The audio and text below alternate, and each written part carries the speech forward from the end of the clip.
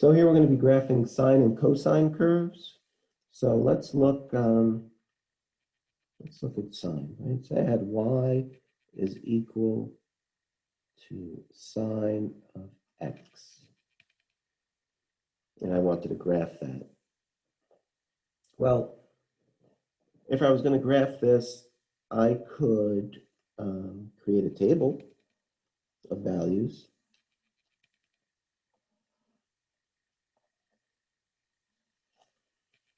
And I could input some values that are easy to determine, right? So if I'm thinking about sine,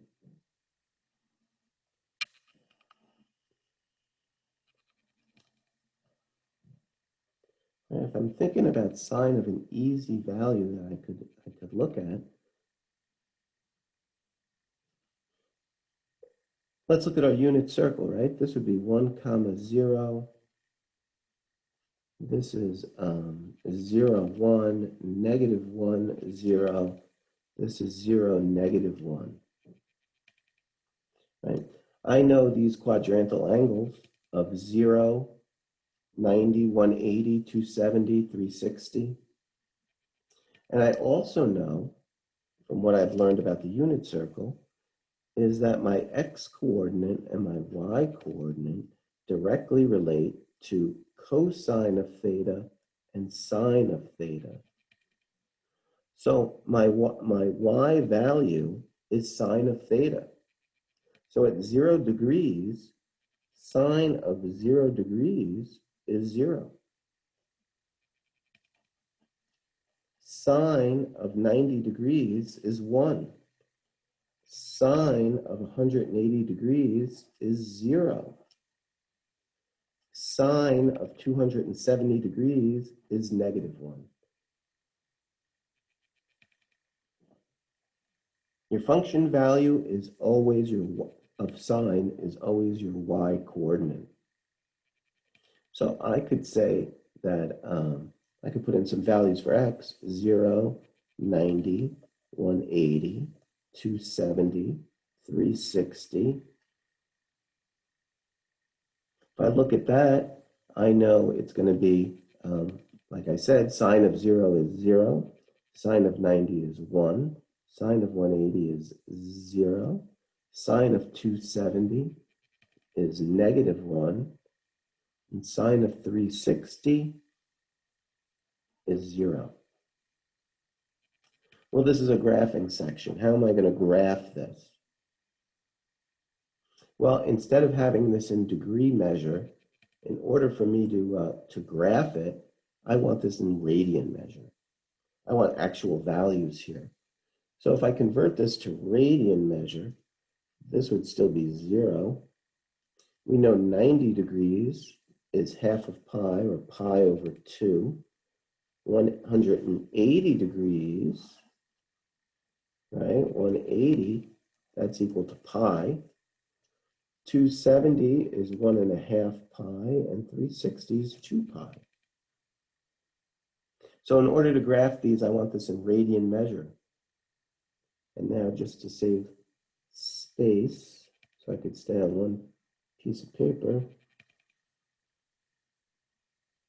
right? We know 2 pi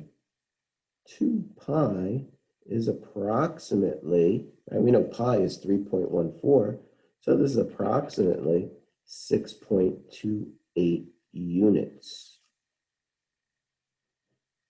Right? I could grasp what 6.28 units is. If I had $6.28, I could also say I have about 2 pi dollars. Right? This is a little bit more easily comprehensible. So we want to look at this on an x and y axis. So if I go out to 2 pi, well, then halfway there would be pi, and half of that is pi over 2, and this is 3 halves pi. And now I want to plot each one of these: 0, 0, pi over 2 and 1, pi and 0, 3 over 2 pi and negative 1, and 2 pi and 0. So 0, 0 is going to be there. And then we have half pi and 1. Pi and 0 is there. Go down to negative 1. 3 halves pi and negative 1. And 2 pi and 0.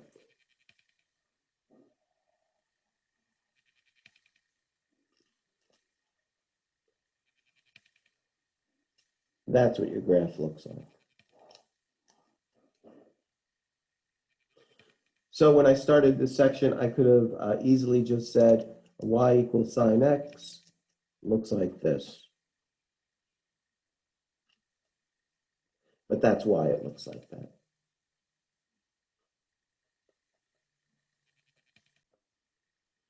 So we determined y equals sine x has a curve that looks like this. It starts at the origin, it goes positive up to 1, comes all the way down to negative 1, and goes to 2 pi.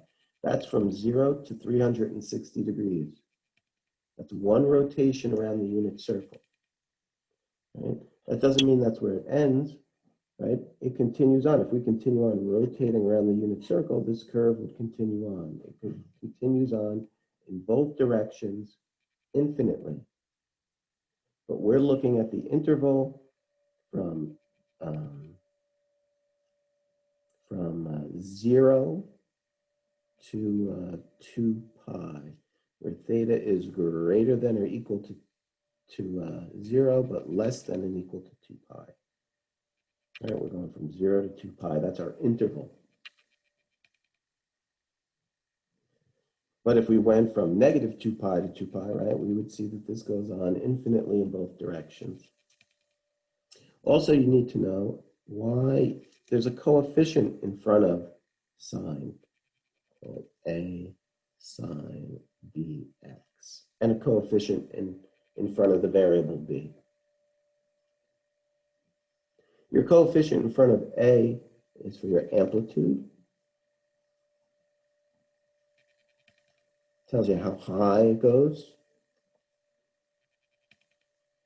And your amplitude is always the absolute value of a,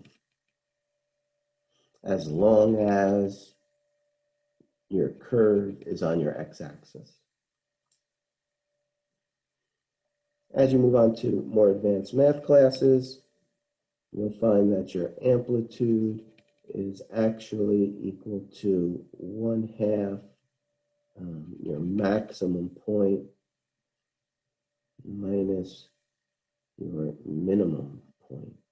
The absolute value of your maximum minus your minimum, which makes sense because my maximum point is 1 and my minimum point is negative 1. So if we think about this, a would be equal to 1/2 1 minus negative 1, which would be 1/2 of the absolute value of 2, which would be 1.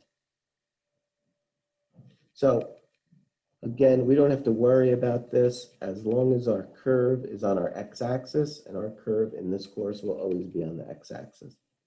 So our amplitude is the absolute value of a.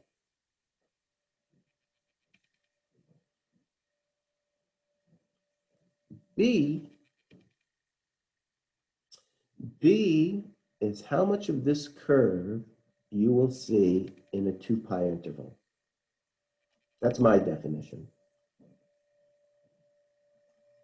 The amount of curve in a 2 pi interval, in the interval where theta is greater than 0, less than 2 pi. For example, if I have a graph of sine that looks like this,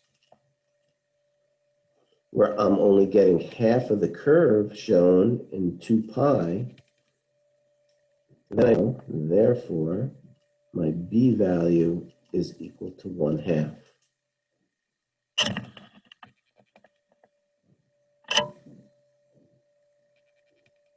It's the amount of the curve I get in 2 pi. So So if I get, I'm going to be able to write here, you're going to be able to see this. If 2 pi is here, and I get one complete sine curve, two complete sine curves in a 2 pi interval, well then in this example, b would be equal to 2. I have 2 complete sine curves.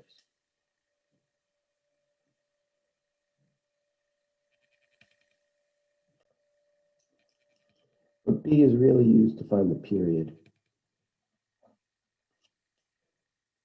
To find the period, the equation is 2 pi divided by b. And your period tells you where your first curve ends. So here's a better definition. It's the length of the segment on the x-axis to complete one cycle. One cycle. Or like I said, where one cycle ends.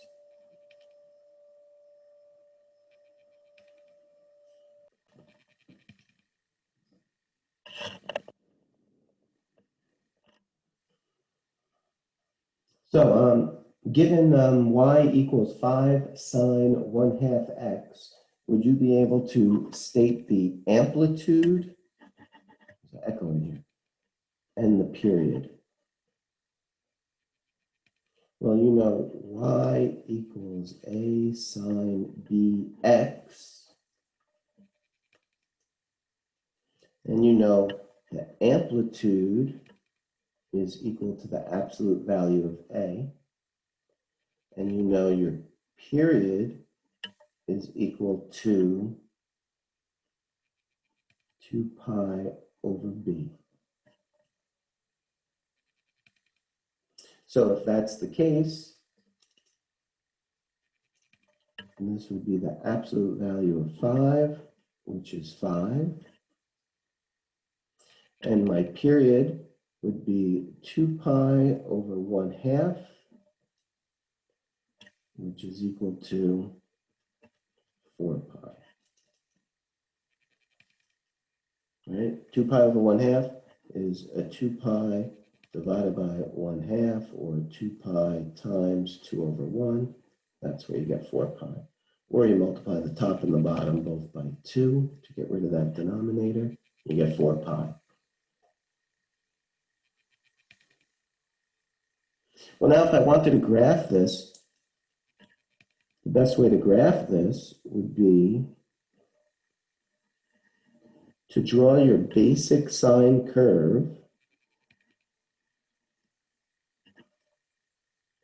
and then label it with the information we found, right? I know it's a sine curve, so I know it looks like this. My amplitude is 5, so that means 1, 2, 3, 4, 5. It goes as high as 5, 1, 2, 3, 4, 5, and as low as -5.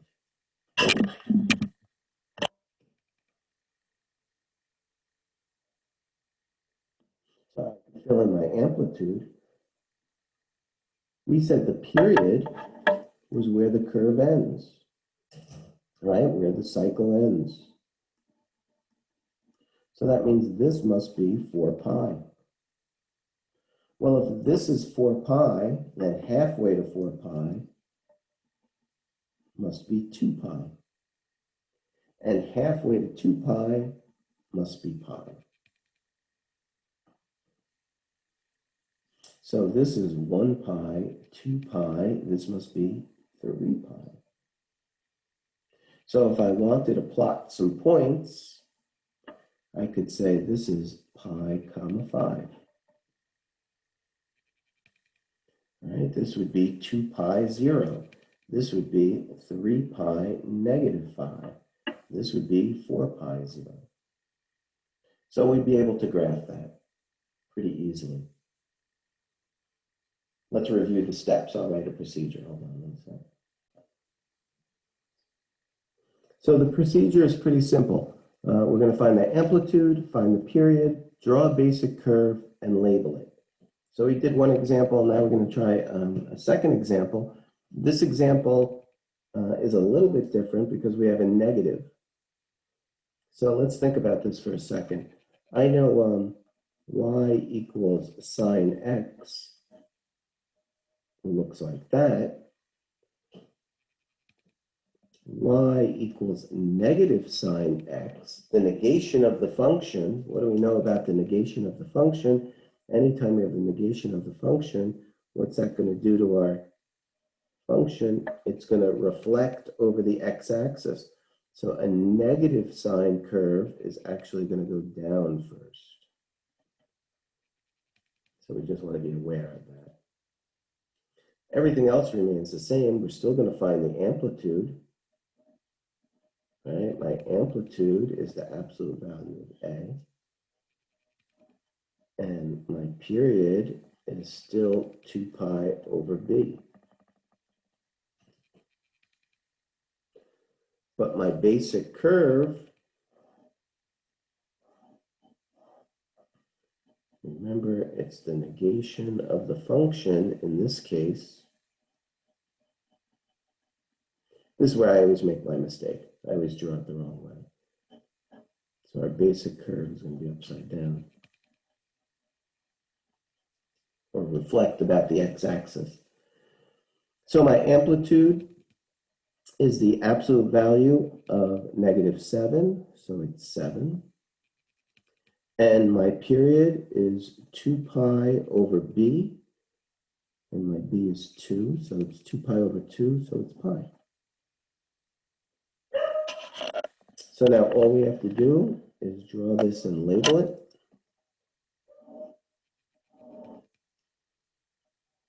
It's the reflection of the function. It's 7 high and -7 low. It starts at the origin and goes down first. And then my period is pi. It completes one cycle at pi.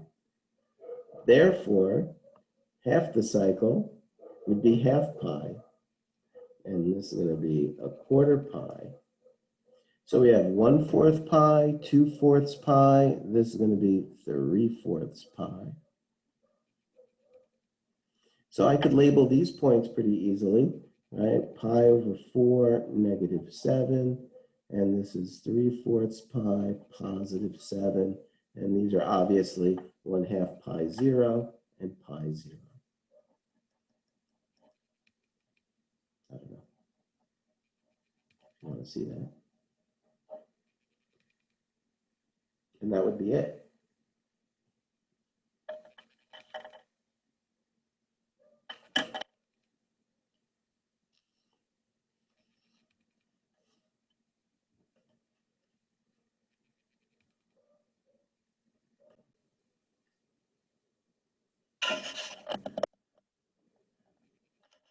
So let's recap. So cosine is a similar curve to sine. In fact, it's a sine curve just shifted. Right? If we continue this on in both directions, it's kind of like the sine curve just shifted. And if I have the negation of the function, it reflects about the x-axis. Similar to the sine curve, you have an A and a B. Your A is your amplitude. Your amplitude is the absolute value of A. So in this example, y equals -11 cosine 1/4 x. We would have an amp of 11.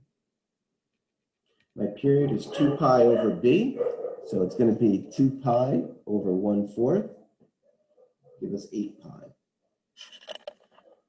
We graph our basic curve, the negation of the function, and then we label our amplitude and our period. But if I asked you to just graph it from 0 to 2 pi, it would look like that. We'd only be graphing this part of it.